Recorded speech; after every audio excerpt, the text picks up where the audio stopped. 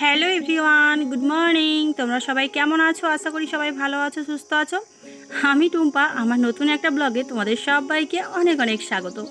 এখন বাজে সকাল 6টা, আজ হচ্ছে মঙ্গলবার।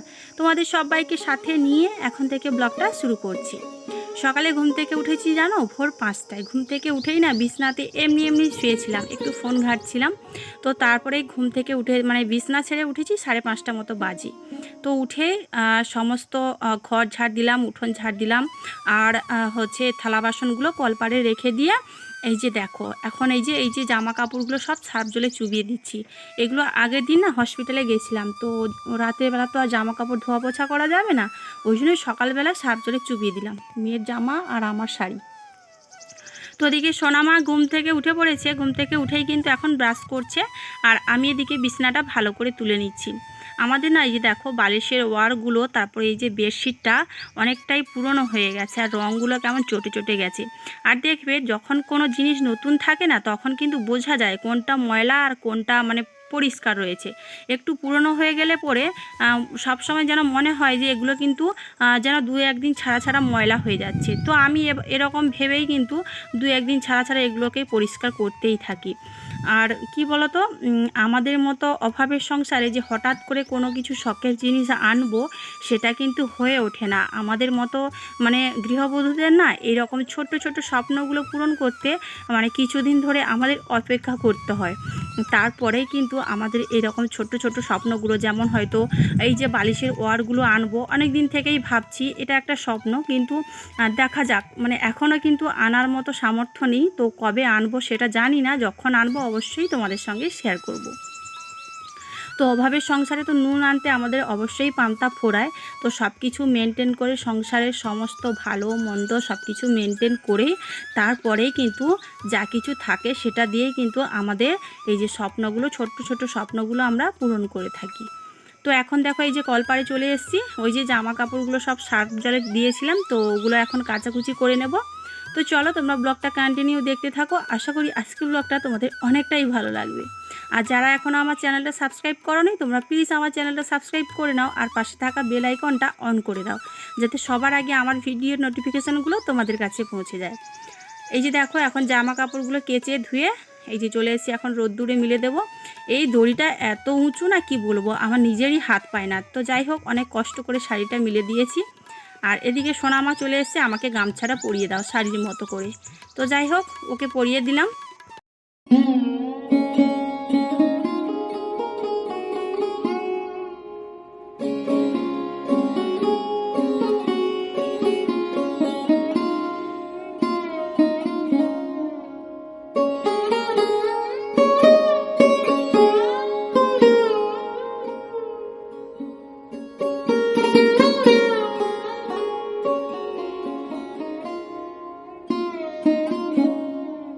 তোমাদের দাদাভাই যবে থেকে কাজে গেছে তবে থেকেই কিন্তু আমার কাঁধে সংসারের সমস্ত দায়িত্ব এসে পড়েছে জানো।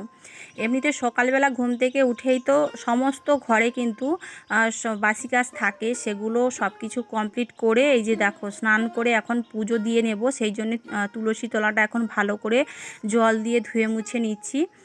তারপরে আজকের ভাবছি একটু বাজারের দিকে যাব জানো। আর এই যে তোমাদের দাদাভাই বাড়িতে থাকলে কি হয় বলো তো, আমাকে বাজারেও যেতে হয় না, আর এই মাঝে মধ্যে মুড়িটা ভাজতে যেতে হয়, তার সঙ্গে রেশনটাও মাঝে মধ্যে ধরতে যেতাম। আর যেহেতু তোমাদের দাদাভাই তো দিন মজুরি কাজ করে বাড়িতে থাকলে, তো সেই জন্য আমাকেও মাঝে মধ্যে এগুলো করতে হয়। আসলে কি বলো তো, একা মানুষের দ্বারা তো সব কিছু করা সম্ভব না, তাই না? ও লোকের বাড়িতে কাজে যাবে, আবার বাড়িতে এসে এগুলো করবে, তো সময়ের তো দরকার, তাই না? লোকের বাড়িতে কাজে গেলে তো আর 2 ঘন্টার জন্য যায় না। আর সারাদিনের কাজ যেহেতু সন্ধেবেলা বাড়িতে আসে, সেই সকাল 6টায় বেরিয়ে যায়, আবার সন্ধেবেলা 7টার সময় বাড়ি আসে, আবার কখনো কখনো আসে না, বাজারেই থেকে যায়। তারপরে কিন্তু একেবারে রাত্রিবেলা 10টা 9টার সময় এরকম বাড়ি আসে। তো সেই জন্যই কিন্তু বেশিরভাগ দায়িত্বটা আমার কাঁধে এসেই পড়ে, সংসারের সমস্ত দায়িত্ব। এই যে দেখো এখন মেয়েকে নিয়ে বেরিয়ে পড়েছি, একটু বাজারে যাব। আগের দিন হচ্ছে আমাদের এখানে একটা মিল রয়েছে, তো ওখানে মুড়ি ভাজতে দিয়ে এসেছিলাম। এই যে মুড়ি ভেজে এই যে বস্তার মধ্যে নিয়ে এসেছি, আর নিয়ে এসেছি আলু। আর এখন যা রোদ্দুর উঠেছে, রোদে পুরো রোদের মধ্যে না আমার মাথাটা যেন কেমন ঘুরিয়ে ঘুরিয়ে যাচ্ছে। আর এই যে দেখো সাইকেলটা এখন ঘরের মধ্যে নিয়ে যাচ্ছি, কারণ রোদ্দুরে রাখলে আমার সাইকেলের টায়ার টিউব দুটোই বাস্ট হবে। আর এখন এই যে শাড়ি টাড়িগুলো চেঞ্জ করে একটু চোখে মুখে জল দিয়ে জামা কাপড়গুলো যে সকালবেলা রোদ্দুরে দিয়েছিলাম এগুলো একেবারে ভাজা ভাজা হয়ে গেছে। তো ওই জন্য ভাবলাম যেগুলো শুকিয়ে গেছে এগুলো এখন তুলে নেব। আর মেয়ের দুটো জামা কিন্তু এখনও শোকায়নি, ওই জন্য ওগুলো এখন রেখে দিচ্ছি, তো যখন শুকিয়ে যাবে তখন তুলে আনবো। আর এখন তো রান্নাবান্না করতেই হবে, কি রান্না করব কিচ্ছু জানি না, বাড়িতে মাছ শাক তো নেই বললেই চলে। আর রান্নাটা পরে বসাবো, কিন্তু আগে এই যে দেখো মুড়িটাকে আমি এখন ড্রামের মধ্যে ভরে নেব। তোমাদের বলেছিলাম না আমাদের বাড়িতে হচ্ছে ড্রামগুলো ইঁদুরে কেটে দিয়েছিল, তো এই ড্রামটা কিন্তু আমার মা 2-3 দিন আগে এসে ড্রামটা দিয়ে গেছে। আর আমি যে ওই ভিডিওটা শ্যুট করব, মা যখনই এসেছিলো সেই আনন্দে কিন্তু ফোনটা নিয়ে যেতেই ভুলে গেছি। মা কিন্তু আমার বাড়িতে আসেনি, বাড়ির সামনে মানে আমাদের ওই যে নদীর বাঁধটা দেখতে পাও না তোমরা, খাল সাইডটা, তো ওখানেই এসেছিলো, মানে আমার দাদুভাইকে দেখতে এসেছিলো, তো ওই জন্যে আমাকে এটা দিয়ে গেছে। আর সেটার মধ্যে দেখো এখন ভালো করে মুছে নিলাম একটা ন্যাকড়া দিয়ে, কারণ ভেতরে কিছু ধুলো ময়লা থাকতে পারে, কিন্তু না কিছুই নেই, মা এটা ধুয়েই দিয়ে গেছে। আর এর মধ্যে আমি মুড়িগুলো এখন ভরে নেব। আমাদের বাড়িতে তো সেরকমভাবে মানে ওই যে বিস্কিট বা চানাচুর আর ফলমূল এগুলো তো মানে সেরকমভাবে আনাই হয় না, মানে আমাদের সামর্থ্য সেরকম নেই যে বাচ্চাকে এনে খাওয়াবো সব সময়। মাঝে মধ্যে আনি, তবে একটা দুটো করে আনি, তো একেবারেই না খাওয়ালে হয় না, তবে সেভাবেই আনা হয় না। অনেক দিন ধরে ফল আনা হয়নি, আর সোনা মামামকেও খাওয়ানো হয় না। আর চানাচুর তো মানে কবে এনেছিলাম সেটা মানে মনেই নেই আমার, তো যাই হোক ওই জন্যেই কিন্তু। আর মুড়িটা ভেজে রাখলে কি বলো তো, যখন খেতে চায় তখন হচ্ছে মুড়িটা একটু ভিজিয়ে দিই, না হলে মুড়িতে একটু তেল মাখিয়ে দিলেও খেয়ে নেয়। আবার মাঝে মধ্যে ঝুরি ভাজার প্যাকেট এনে দিলেও খায় মাঝে মধ্যে, মানে অনেক দিন ধরে মুড়ি ছিল না বাড়িতে, ওই বিস্কুট একটা দুটো করে খেত, মাঝে মধ্যে একটা দুটো চকলেট এনে দিই এরকম আর কি। মানে আমাদের সেরকম সামর্থ্য নেই যে নিজের সন্তানকে একটু ভালো করে খাওয়াবো বা পড়াবো, তো সেরকম কোনো সামর্থ্য নেই আমাদের। তো যাই হোক কোনো রকম মানে অভাবের সংসারে আমরা খেয়ে পড়ে কোনো রকমভাবেই বেঁচে আছি আর কি, মানে যেরকমভাবে একজন দিনমজুরির সংসার চলে, যেভাবে বেঁচে থাকা যায় কোনো রকমভাবে, তো সেরকমই আছি আমরা। আর এদিকে দেখো দুপুরের রান্নাটা বসিয়ে দিয়েছি। এখানে হচ্ছে ভেন্ডি আর আলু ভালো করে কষিয়ে এই যে দেখো জল দিয়েছি, এটা আজকে পাকা তেঁতুল দিয়ে টক রান্না করব। ওই যে আগের দিনের মাছ ছিল না, ওই যে ছোট ছোট রুলি মাছ ওগুলো ছিল, ওইগুলো দিয়ে টক রান্না করবো। আর এদিকে দেখো একটু ভেন্ডি কেটে নিয়েছি, ভাজা হবে। আর হচ্ছে পুঁইডাঁটা আলু দিয়ে হচ্ছে তোমার করেছি, এমনি জাস্ট ওই একটু মাছ দিয়ে দু চারটে মাছ দিয়ে তো একটু তরকারি মতো করেছি। এটাই যা দুপুরের রান্না। আর তারপরেই দেখো এই যে মামাম সোনা কিন্তু স্নান টান সেরে চলে গেছে ওর ঠাম্মির কাছে। আর এই যে উনুনে রান্না করতে করতে যা ভ্যাপসা গরম, কি বলবো তোমাদের, গরমে তো মানে তরকারি কি রান্না করব আমি নিজেই সেদ্ধ হয়ে যাচ্ছি। এদিকে দেখো এই যে হচ্ছে টক, পাকা তেঁতুলের টক আর ভেন্ডি ভাজা, আর এখানে হচ্ছে পুঁইডাঁটা আলুর তরকারি হয়েছে। তো আমরা এখন ফাইনালি কিন্তু খেতে বসে গেছি। খাওয়ার পরেই ভাবছি সোনা মামাকে ঘুম করিয়ে দেব। ও কিন্তু ঘুমিয়েই পড়ে, ও ডিস্টার্ব করে না, মাঝে মধ্যে একটু ডিস্টার্ব করে, ঘুমাতে চায় না, আবার কিন্তু বেশিরভাগটাই ঘুমিয়ে থাকে, মানে ঘুমিয়ে যায়। আর যখন ছোট ছিল তখন কিন্তু আমার খুব অসুবিধায় পড়তে হতো জানো, একেবারেই ঘুমাতে চাইতো না, যখন মানে আমি রান্না করব তখন উঠে পড়তো, মানে সে খুব জ্বালাতনে আমি মানে কি বলবো আমার মেয়েটাকে মানুষ করেছি। এদিকে দেখো মামাম সোনা থালাতে খাবে না, ও বেশ কয়েকদিন ধরে এই প্লেটটা নিয়েই পড়ে আছে, এই প্লেটেই ভাত খাবে, সেই জন্য থালাটা চেঞ্জ করে আবার প্লেটটা দিলাম। তো ওকে দেখো এই যে বাটিতে তরকারি দিয়ে দিচ্ছি, মানে একেবারে কি বলবো বাড়ির বড় সদস্য আমাদের। তো যাই হোক খাওয়া দাওয়া করে কিন্তু এই যে কলতলাতে চলে এসেছি, এখন বাসনগুলো মেজে নেব জানো। জল তো রয়েছে, এখন 2টো পর্যন্ত জল থাকে, তো সেই জন্যে বাসনগুলো এখন মেজে নিচ্ছি। আর এই যে ড্রামেও জল ভরা থাকে, বালতিতেও জল ভরা থাকে, তো মানে কি বলো তো, টাইমের জল তো মানেই জানো কোনো ভরসা নেই, যখন তখন জল আসে না, তখন কিন্তু প্রচুর প্রবলেমে পড়তে হয় আমাদেরকে। মানে নিজেদের পুকুরও নেই, আর আশেপাশেও লোকের বাড়িতে যেতেও না সত্যি ভীষণ খারাপ লাগে যে মানুষ একদিন একটা কথা বললে মানে কি বলবো তোমাদের, মানে সেই কষ্টের মতো আর কষ্ট হয় না। তো ওই জন্য আমি কারোর বাড়িতে যেতে চাই না, আমার হাজার কষ্ট হলেও কিন্তু আমি টিউবওয়েল থেকে জল এনেই কিন্তু ব্যবহার করি। তো যাই হোক জানি না আমাদের এই কষ্টের দিন কবে শেষ হবে, তো ভগবান কবে দিন দেবে জানি না। তো আশা করি কষ্ট করলে কষ্টের ফল অবশ্যই পাওয়া যায়, সেই আশায় আমি আছি আর বসেও থাকবো। আর আমি জানি তোমরা আমাকে সাপোর্ট করলে, আমার পাশে থাকলে আমি একদিন না একদিন আমার সমস্ত স্বপ্ন আমি পূরণ করতে পারবো। তো এদিকে দেখো এখন বাসনগুলো ধুয়ে নিচ্ছি। আর মামাম সোনাকে কিন্তু বিছানাটা করে দিয়ে এসেছি, ও কিন্তু শুয়ে আছে, ফ্যানটাও চালিয়ে দিয়ে এসেছি। আর তোমাদের দাদাভাই কিন্তু ভালো রয়েছে, ফোন করেছিল, আর ভালো রয়েছে। আর হয়েছে, তোমাদের দাদাভাই ছুটি থাকবে, তো এখন নয়, আরও একদিন পরে ছুটি থাকবে। তোমাদের দাদাভাইয়ের কিন্তু বৃহস্পতিবার করে ছুটি থাকে। তো সপ্তাহে একটা দিন মানুষটা একটু শান্তি পায়, একটু রেস্ট করতে পায়, আর আমাদের সঙ্গে একটু কথা বলে মন খুলে, এটাই যা। আর না হলে কিন্তু ওই 2-5 মিনিটের মতো কি রান্না হয়েছে, কি খেয়েছো, এই সমস্তই কথা হয়, এর বেশি কিছু কথা বলা হয় না। আর খাওয়া দাওয়ার পরে মামামকে ঘুম করিয়ে দিয়ে আমি কিন্তু ভিডিওটা এডিট করছিলাম, এডিট করে ভিডিওটাকে পাবলিশ করে, মানে পাবলিশ করিনি, তো টাইম হলেই পাবলিশটা হয়ে যাবে বিকেলের দিকে। তো সেটা করে দিয়ে এখন দেখলাম 4টে বেজে গেছে, ওই জন্য আর একটুও ঘুমাতে পারিনি, মাথাটাও ভীষণ, মানে কি বলবো, মাথাটা ধরেছে। আর তবু কিছু করার নেই, মানে ওই যে বলে না, সময়ের মধ্যে সমস্ত কাজ গোছাতেই হয়। প্রত্যেকটা গৃহবধূদের দেখবে, যতটা শরীর খারাপ হোক না কেন, সমস্ত কাজ কিন্তু টাইমের মধ্যেই করতে হয়। এই যে এই টাইমে যদি এগুলো না করি, তাহলে সন্ধে হয়ে গেলে পরে কি আর জ্বালানি কাটতে পারবো না।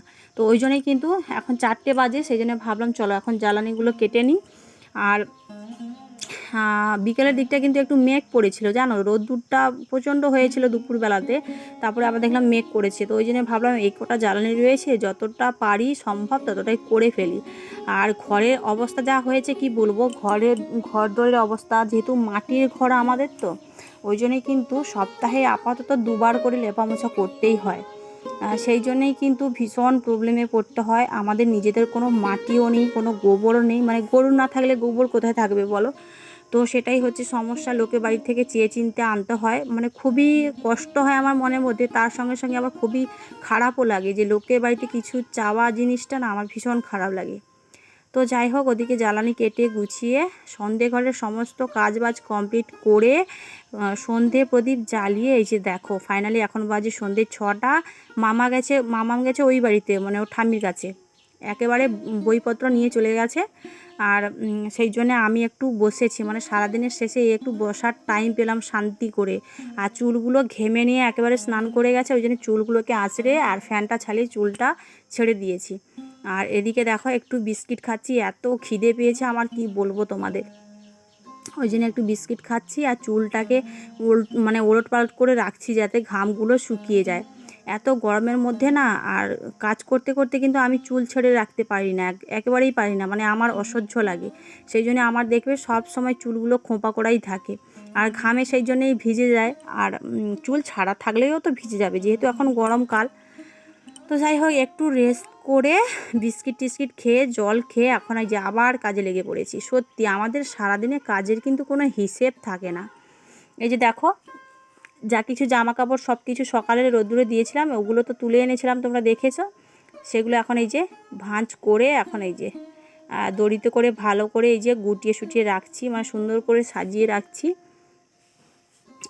আর আমরা কিন্তু গ্রামের গৃহবধূরা এভাবেই কিন্তু আমাদের শাড়ি, জামা কাপড় সব কিছুই কিন্তু এভাবে গুছিয়ে রাখি। আমাদের কোনো আলনা নেই, যাদের রয়েছে, গ্রামের বাড়িতেও অনেকের আলনা থাকে, আমাদের কোনো আলনা নেই। আর যাই হোক, আমার তো অনেক স্বপ্ন রয়েছে। আমার আরও একটা চ্যানেল রয়েছে, আমার ফার্স্ট চ্যানেল, তো এটা হচ্ছে আমার সেকেন্ড চ্যানেল। তো আমার ফার্স্ট চ্যানেলে মনিটাইজ অন হয়ে গেছে, পেমেন্টও পাচ্ছি টুকটুক করে। তো ওই জন্য ভাবছি এবারে পেমেন্টটা পেলে একটা শোকেস আনার ভীষণ ইচ্ছে রয়েছে, জানো, ওটা আমার অনেক দিনের স্বপ্ন। তো সেই জন্য ভাবছি, দেখা যাক পেমেন্টটা এলে পরে একটা শোকেস নেওয়ার চিন্তা ভাবনা রেখেছি, যদি আনি অবশ্যই তোমাদের সঙ্গে শেয়ার করব। আর এদিকে দেখো জামা কাপড় গোছানো হয়ে গেছে, আর এখন এই যে পর্দাগুলো ভালো করে ছেড়ে দেবো, যেহেতু মেয়েকে নিয়ে একা বাড়িতে থাকি, তো ওই জন্যে কিন্তু জানলা টানলাগুলো সব কিছু ঢেকে রাখি। বলা তো যায় না, এখনকার দিনে মানুষের তো কুনজরের অভাব নেই, তাই না। আর আমার যাই হোক, আমার ছোট্ট বাচ্চাটাও রয়েছে, সেই জন্যই কিন্তু জানলা টানলা বন্ধ করে দিয়ে কিছুদিন জানলা খুলেই ঘুমাতাম যখন প্রচণ্ড গরম পড়েছিল। এখন তো একটু গরম কমেছে, সেই জন্যই জানলাটা ঢাকিয়ে রেখে, মানে বন্ধ করে দিয়েছি। আর দেখো এই যে রান্নাঘরে চলে এসেছি রাতের খাবার বানাতে। ভাত, মানে রান্না হচ্ছে ডিমের ভাজা। মামাম বলো আজকে ডিম খাবো, ও কিন্তু ডিম খায় না, বলছে ডিম খাবে, তো দেখা যাক খেতে পারে কি না। ডিম ভাজা করছি আর একটু আলু ভাজা করব। আজকে না ভাত রান্না করব না, দুপুরের একটু ভাত রয়েছে, ওটা জল দিয়ে দিয়েছি, সকালে পান্তা ভাত খাবো, আর এখন এই যে মুড়ি খাবো। তো ওই জন্যে আলুটা ভেজে নিচ্ছি। আলুটা ভেজে ওর মধ্যেই মুড়িটা দিয়ে দেব। তো আমি কিন্তু ফার্স্ট টাইম এই যে মুড়ির মানে আলু ভাজার মধ্যে মুড়ি দিয়ে ভালো করে গরম গরম নাড়াচাড়া করে ভেজে নেব। তো জানি না কেমন লাগবে, তো এরাই ভাবছিলাম, কিন্তু খাওয়ার সময় দেখলাম ভীষণ ভালো লাগছিল, ভীষণ ভালো লাগছিল। অনেকে করে খায় দেখেছি, তো আমিও ভাবলাম চলো ফার্স্ট টাইম করে দেখি কেমন লাগে।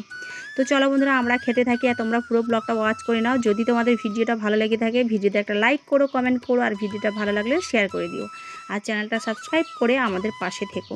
চলো দেখা হচ্ছে পরবর্তী ভিডিওতে। তোমরা সবাই ততক্ষণ ভালো থাকবে, সুস্থ থাকবে আর সাবধানে থাকবে। আর আবার আসছি একটা নতুন ফ্রেশ ভিডিও নিয়ে। চলো, গুড নাইট, টাটা।